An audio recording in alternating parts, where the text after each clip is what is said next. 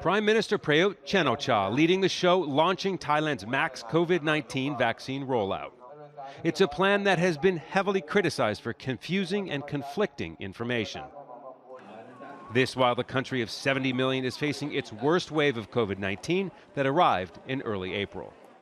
One focus of public frustration, the contract between AstraZeneca and the Thai firm Siam Bioscience for jab production, the backbone of the mass vaccine program.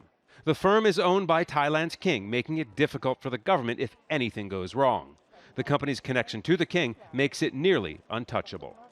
Because it was a fix to begin with, the government's authority was constrained. If this were some other company, they could have gone after this company, could have been more demanding for transparency, for details. They could have been punitive terms.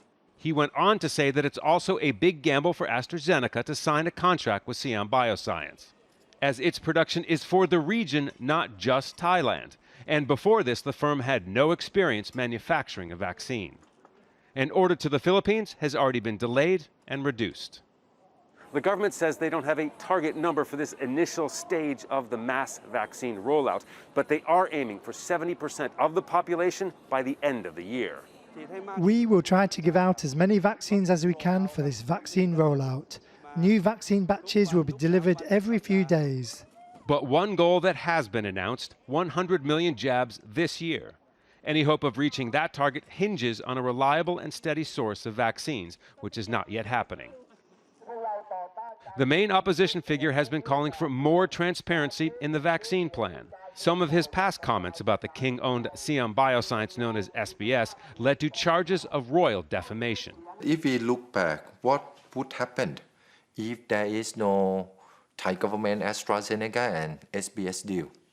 I believe that we would have got more vaccines from a more diverse sources, faster. In the past several weeks, the government has realized the need to diversify its vaccine stocks, signing contracts with other major firms, Johnson & Johnson and Pfizer.